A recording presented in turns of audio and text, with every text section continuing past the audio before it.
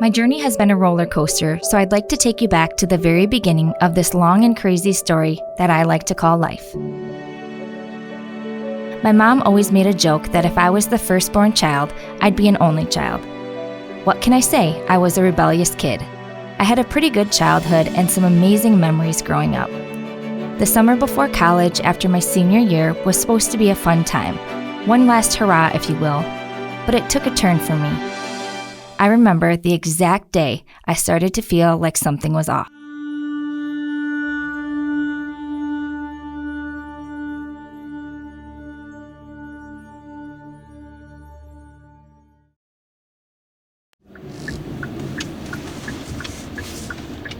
Well, this is my routine, and then I back up so she can get right to her driveway. Yeah, it's hard sometimes. I mean, I haven't been here very long, but after therapy and when I'm very tired, it's kind of a far walk to get to my apartment. So that's why we do this, and then she can get a straight ride. It was June of 2019. I woke up one morning, totally normal. I was 25, I was traveling, I was working. Well, I was an event planner. When you're an event planner, everything on site is your issue. So I did a lot. I traveled to Texas, Chicago, Miami Beach, and I woke up and I was having trouble like drinking the water on my nightstand. And I was like, that's strange. Over the next couple months, like I started having weird symptoms. Like I would get dizzy spells. I thought that maybe it was like my anxiety because I just got promoted at work. You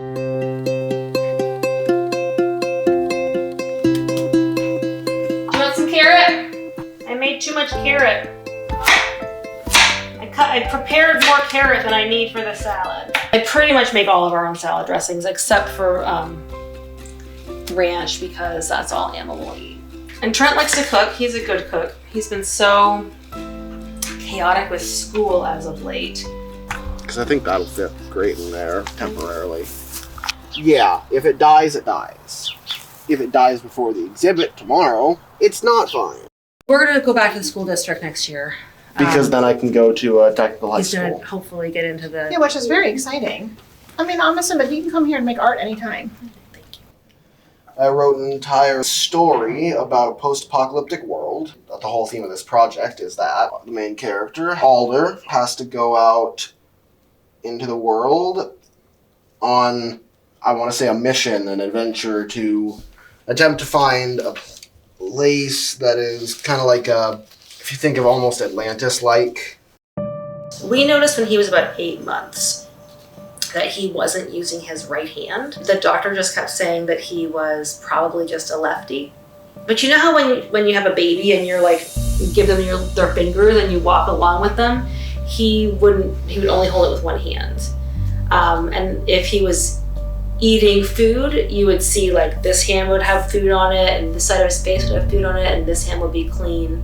At his next appointment, I said, like, this is kind of stressing me out. Look at it a little more closely and see what's going on with him. And so they sent him for a brain MRI, which honestly, I thought like there was something wrong with his hand. It really didn't occur to me that there was something wrong with his brain.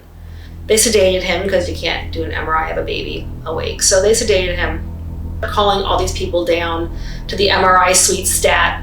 And I'm thinking like, that cannot be for my kid. Why would they be calling people down to the MRI suite? And he puts the MRI up on the screen thing and put the light behind it. And the mass was like, it was like the size of my fist. It was so big.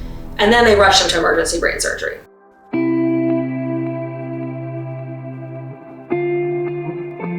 19 years ago, my son was 5 months old and I was exhausted as a new mom, and I just was having these weird symptoms and I just thought I was tired.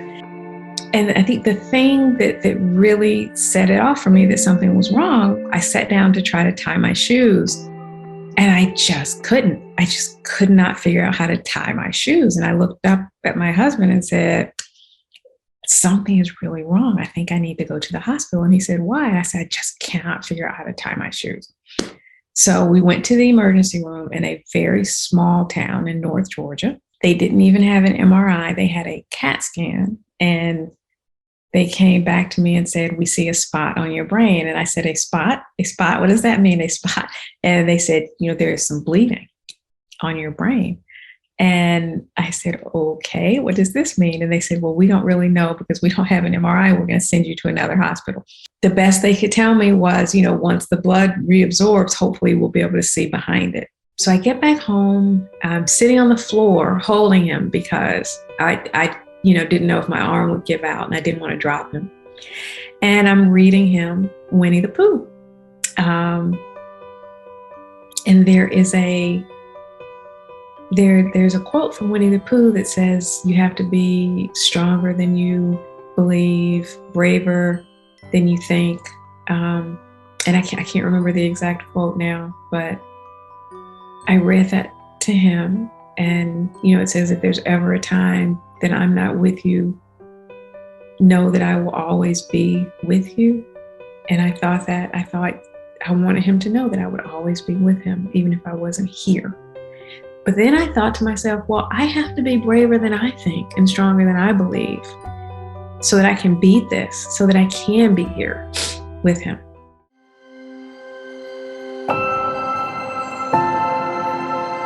Yeah, I don't even know any families, like I haven't, Darla and I haven't met yet. She said she's gonna come by today. She's like the most local person I know.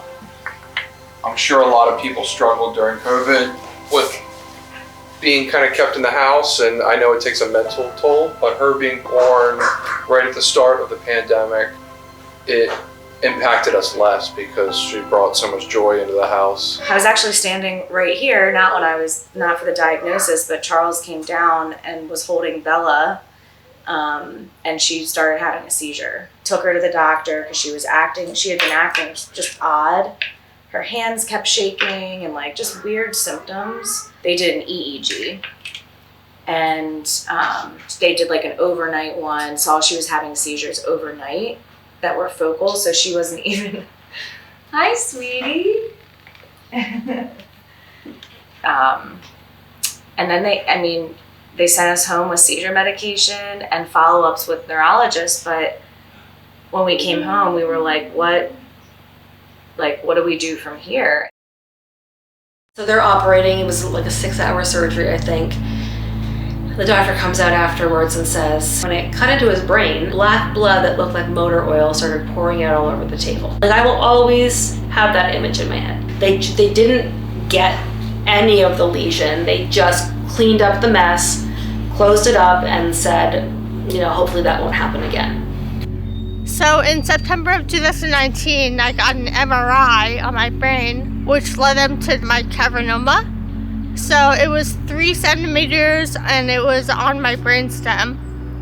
And I had a surgery in September of 2019 to remove it. And then in December, I started declining again. And so on December 10th, I had a second surgery to remove, I guess, more of the cavernoma that they thought that they removed the first time. And then I had a further decline when I was in rehab to the point where I couldn't talk, I couldn't swallow, I had a feeding tube, and I had a third surgery on December 30th where they discovered that there was more cavernoma, which they didn't remove the first time or the second time. So I always say third time's a charm because they got it all the third time, but I was left with a multitude of deficits. I have paralysis, I have balance issues, my eyes actually stitched shut. It's called a torsarothy because I can't blink, I can't produce tears in my eye. But over everything that happened to me, I just feel really grateful that I'm alive because it could have ended totally differently. Fast forward a little bit, this happens all over again. I'm sitting on the sofa, I feel this wave come over, my arm just drops again, becomes paralyzed again. And I'm like, oh my gosh, this is happening all over again. Again, I'm fortunate. I'm at my mother's house. I walk back to my bedroom, lay on the bed, scream for my mother to come to the back. Unfortunately, my son was in the room, and I have my first grand mal seizure. Yes, so maybe I'll turn it around and say that patients bleed in their brain from various causes. Most of us recognize bleeding from high blood pressure, or as we get older, there is bleeding in the brain. Cavernous malformation is a lesion that predisposes to hemorrhage in the brain at a younger age without high blood pressure and without the other risks. So I'm Mark Kahn. I run a lab at Penn. I have for a bit over 20 years. Yeah, I mean, a cavernoma is what's classically called a vascular malformation. And a vascular malformation is pretty much what it sounds like. It's when instead of forming a normal vessel, you form an abnormal vessel. And they did the EEG and saw that she was having seizures overnight, put her on seizure medication, saw she was continuing to have seizures. And so they did an MRI, and through the MRI, they saw the cavernomas. They actually told us they wanted to remove one of the cavernomas. So she had 5 cavernomas, and there was one that they felt like that was the one that was causing the seizures. And it was in a place that we know brain surgery is not serious. It's definitely risky, but they said it's lower risk to remove it. My story began right around the turn of the century. At that time, I had a 4-month-old infant who was at that point happy and growing well and doing all of the things that a 4-month-old would do. Right around New Year's, as the millennium was kicking in, she became ill and wound up being diagnosed in an emergency kind of way with cavernous malformations. They were large, there were multiple, and the same day that she was diagnosed, she had her first brain surgery. We went just 10 more months before she had her second brain surgery, and then another year and she had her third brain surgery. So this little 2-year-old girl had been through 3 major medical events. Hi, my name is Jan-Karl Burkhardt. I'm one of the vascular neurosurgeons here at Penn Medicine. Cavernous malformation is a vascular malformation in the brain or spine. So that means there's a pathological change within the vessels, especially in the small capillaries, so the very tiny vessels in the brain. And that causes an uncontrolled growth in that area, and that causes this classic mulberry or raspberry shape of vascular malformation, which we call cavernoma or CCM. And they're in the part of the vasculature called the capillaries where blood moves slowly through. So when something happens, when they hemorrhage, it's not a big explosion like you would see with an aneurysm.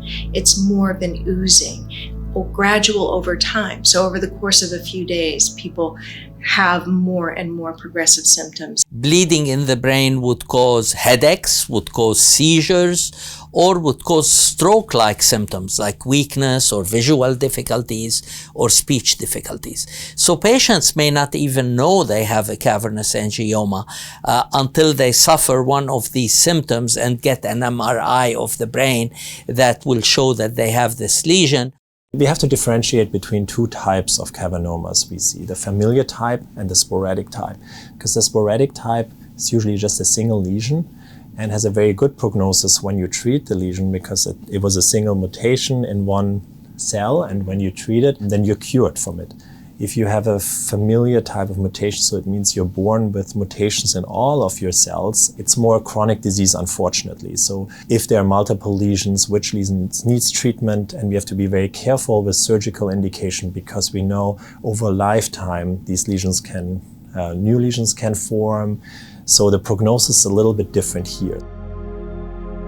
Basically, what I know is sporadic means that you only have one. And if they got the whole thing, it's likely to not grow back. But the genetic, like I know some people have like hundreds in their brain, all over their brain, and like it's sad. And like some people don't even know that they have it until they're a lot older and they're, you know, they already reproduced and had children, and then I passed it down to my kids. So it's just, it's really sad. We never heard cavernous angioma or cavernous malformation or any of that stuff at that point. And then we had the genetic testing. And so my husband and I both got tested. And quite frankly, I was sure it had to be my husband, but no, it was me. So then when Amma was born, we had her cord blood tested. Well, I didn't know I had them so much, but I knew there was a pretty decent possibility that I might have them. I was on the playground and I was sitting on the monkey bars when I don't know how. It's like I fell through the monkey bar and then I was on the ground and I whacked my head really hard against the side of the monkey bars and was mildly concussed. So they went ahead and did the CT scan and they found a couple of spots in her brain and of course freaked out and thought it was a tumor. And I said, it's not a tumor. Felt like I was Arnold Schwarzenegger. It might be a tumor. It's not a tumor. It's not a tumor at all. So she had an MRI and lo and behold, it was a cavernous angioma and it had bled. So, but it had bled a long time ago. She's convinced, if you ask her when she thinks that bled, she'll tell you about this time in kindergarten when the gym teacher wouldn't let her go to the nurse and she had the worst headache of her whole life. And she's quite sure that that was when it must have bled. And she could be right. If you're sitting in a movie theater, there's one person who has it. That doesn't mean it will ever do anything to them. Okay. That's what the common lesion is. It's a lesion, just like you might have a little degeneration in your disc. That doesn't mean you're going to get paralyzed from that. We want to make sure that lesion never acquires the features of causing a stroke or seizures or disability to the patients.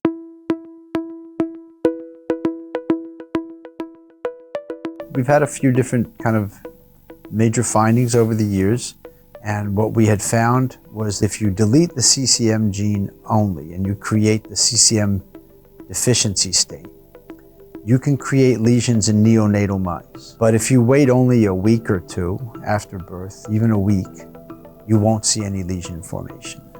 And this was strange because we know that most individuals with CCM lesion present much later in life, typically as adults. So it sort of suggested that there was something we were missing. And so we kind of hypothesized that maybe you needed more than one genetic change to get a full-blown CCM in an adult.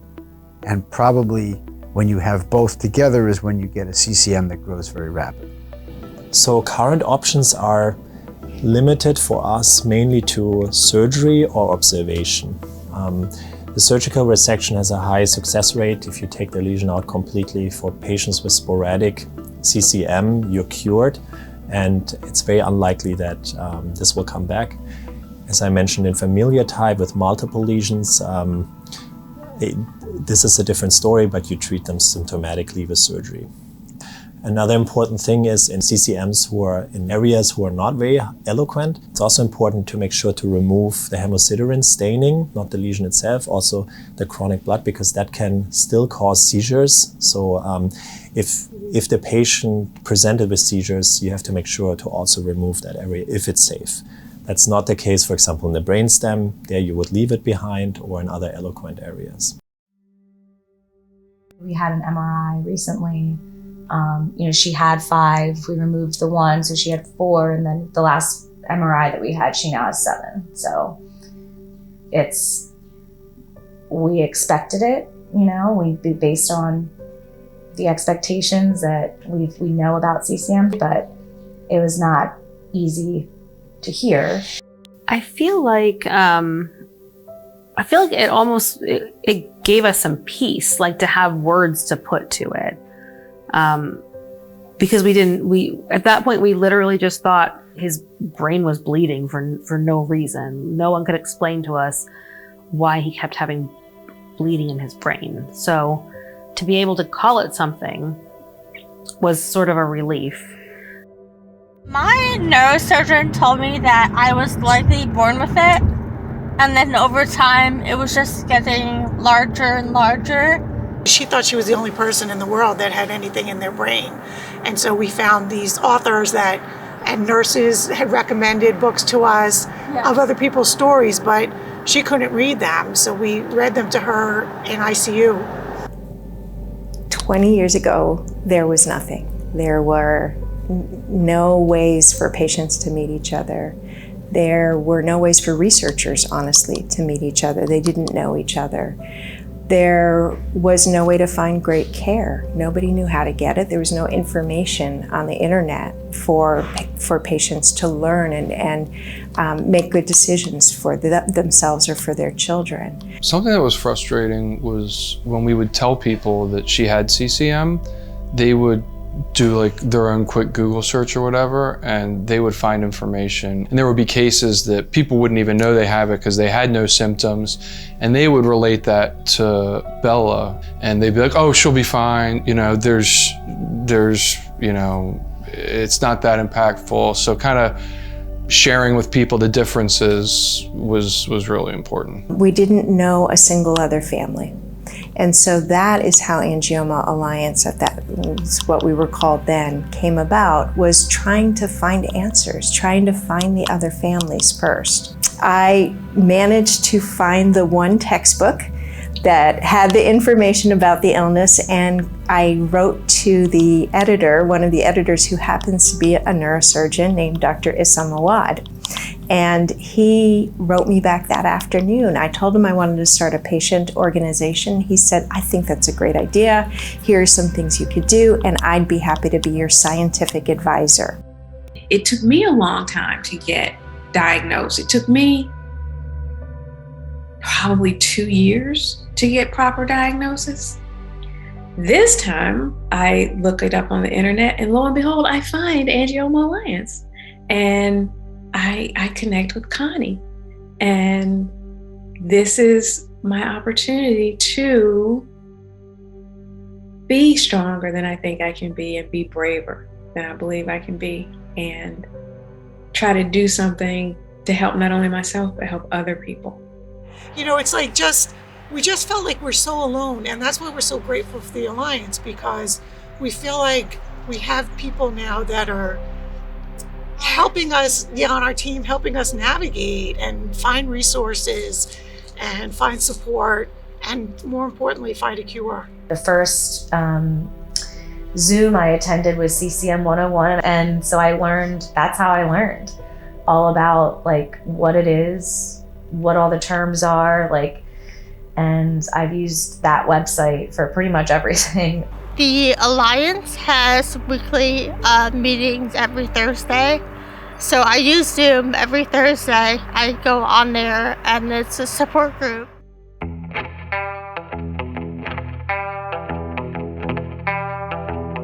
So our journey starts quite a number of years. Joyce Gonzalez had started working on a family tree in New Mexico to see who might have this mutation. We live in a very small rural community in eastern New Mexico, and they identified many people here in the community that were part of this lineage. My husband got tested first. That way, if we could rule him out, we could rule everybody out pretty much. He was positive for the Hispanic mutation, the CCM1. And my daughter was positive also. So both of my daughters are positive. And my son is negative. And in 2018, my husband started exhibiting problems with his vision. He had a lesion. He had a very large lesion about 4 centimeters. His lesion, not only was it large, it was dead center in the brain. By the time, though, that we got into the day before the surgery for pre-op, he was no longer able to walk on his own. So I have a beautiful picture that we keep of my 3 kids propping him up and walking into the barrel for his surgery. The surgery was a huge success. Dr. Lawton said that the lesion was huge, and coming from a world-renowned neurosurgeon, it had to be pretty impressive. At the very beginning, he reverted to Spanish, and then little by little had to learn I think, and it wasn't even relearning. He had to figure out how to recall things that were in his brain. Had to learn how to use his hands, and he was right-handed before, but his left side really progressed really quickly and is normal. We were actually there for 6 weeks. With CCM, it's not even the number of lesions in your brain, it's the bleeds and where. It's all about real estate. It's all about location. You know, people are saying, well, do you think it's more prevalent? I'm like, no, it's not more prevalent. It's just more awareness. It's, you know, we're actually talking about it. It's like, I don't know if you remember, like when you were pregnant, it's like everybody's pregnant. I mean, it's educate, it's talk about it, it's share information, you know, be as open as possible about this so that people are comfortable learning more. You know, when I'm teaching CCM 101 and I'm listening to people's stories, it definitely brings me back sometimes to those moments when Trent was small, and when he was first diagnosed, and how awful that was to not know what was going on, to not understand. And then I guess for me, that it makes me really passionate about wanting to give people that information so that they don't have that same experience. One of the schools I go to is the Center for Performing and Fine Arts. And that is so much fun. I love that. 4 class periods. I do my art forms. I do photography, graphic design, screenwriting, and then vocal. And I love that stuff so much. Once he had his surgery, we sat down and had a conversation. What do we do now? How do we let this affect us for life? And we decided as a couple, as his parents, we are going to give him the most normal life he could possibly have. It's challenging, I think, for Black patients for many, many reasons. One is that a lot of times we tend to be uninsured, underinsured, even when we are well insured, well educated. Assumptions are made about us when we walk into a hospital. You know, they'll never even go to a doctor and discuss these symptoms until they end up, you know, with worsening symptoms. And that is what we're trying to get at with breaking barriers in members of the Black community. Yeah, there's just so many things that can go wrong with cavernous malformations. And, you know, if this is what it looks like after, 1 year and 2 years, what's this gonna look like in 10 years? You know, what's this gonna look like when she's 20 years old? And that is incredibly scary. Even if her life is she doesn't have symptoms or anything like that, but having a baby, she's gonna have 50% chance of passing on to her children. So even just the little things throughout her life, even if everything does go smoothly with her symptoms, her life is just gonna be a little bit harder. I think time and health are the two greatest currencies in the world now that that we're going through this with Isabella. I wish I could give her those things. And with there not being a cure, we're doing everything we can, but there's just so much that we can't control. And that's been really, really hard. It's funny what you can get used to. That's what I would say. It's strange the things that you never would have thought could be normal, and now they're normal. He's had a particularly aggressive course of cavernous malformations already. I never want to look back and say, God, he didn't get to live a life. We stopped him from getting to have any kind of experiences because we were scared. I have a friend who has the same thing that I do, and I have the sporadic version of this disease. He has a genetic version, so for him, he doesn't want to have children to pass on this disease for generations to come, because he doesn't want to have his child suffer like mother did or he did. So I think finding a cure would make people be able to live their lives and have a happy life and not have to worry about passing something along to their kids or not, wondering what tomorrow will bring. My perspective is these patients really need to be seen in specialized centers. And there are centers of excellence, and the advantage of a center of excellence is not only knowing or seeing a lot of these patients, but also collaborating within different subspecialties. So a typical neurosurgeon might see one cavernous angioma every 2 to 3 years in their busy practice. At the center of excellence, they would see several cases a week. Centers of excellence are places that we can trust, that our patients can go to and get multidisciplinary expert care. So most of our patients see neurosurgeons, neurologists, some of them see geneticists, everybody has a radiologist in the loop. We know in our centers of excellence, because we vetted them, that in all those disciplines, they're getting expert care. More and more there will be clinical trials looking also into medication for CCM patients. There's a trial started already. It's a drug who looks into patients with symptomatic CCM to see if the medication versus placebo is helping these patients to stabilize or regress the lesion to eventually avoid open surgery. REC 994 is a drug that has just started in phase 2 clinical trials. And why is it special? This is the first drug that's being made just for our illness, for CCM. It's important for several reasons. One is because we hope that it helps our patients. But the other is that once you have one medicine get through that clinical trial process, then it becomes apparent to other industry partners that this is doable. Just hearing about the progress that's been made in the past year gets me extremely hyped up about it. We were watching the REC 994 trial that's happening right now. It was so cool. It was so cool. So cool. We can study the lesions that get removed surgically. Nobody gets their head opened and a lesion removed unless it's growing rapidly or bleeding or doing something that merits, a pretty dramatic intervention. So we have to start with the understanding that we've looked at the most aggressive lesions. The mutations that we find in CCM lesions are exactly the same sort of spectrum of molecular mutations that have been found in cancer.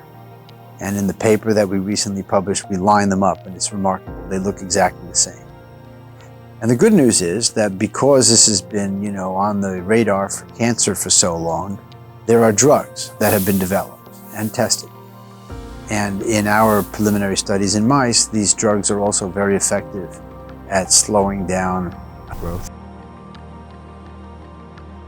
I think we're going to have probably another 2 to 3 trials in North America. There may be another effort in the European Union for testing another drug. And I think it's going to be a healthy landscape where we find the truth through the clinical trial enterprise. And another thing that's important is to have more Black people and people of color in general in our database of patients who are willing to participate in our patient registry, so that as we have the potential for drug trials, that there are patients who are available to participate in those drug trials.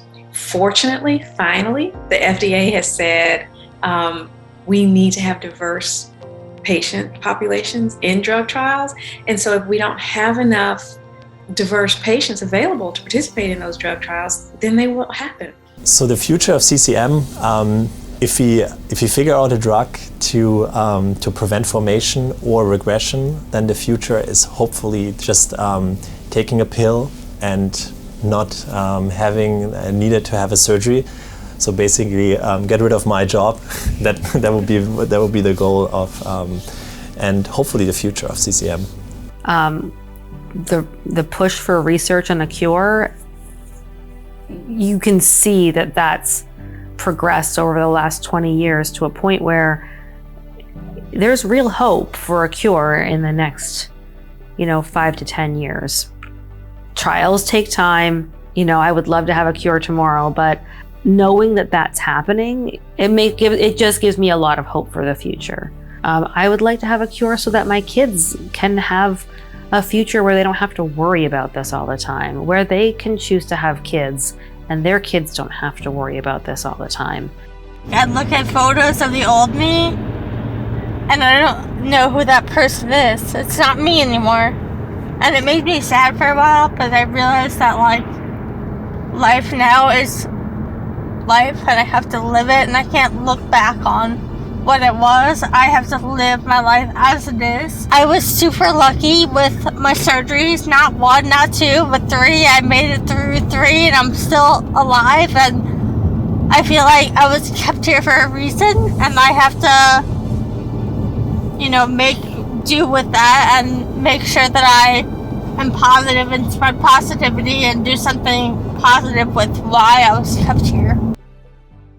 It took 20 years to have the first clinical trial of a medication specifically for cavernomas. And now we have this really fantastic momentum.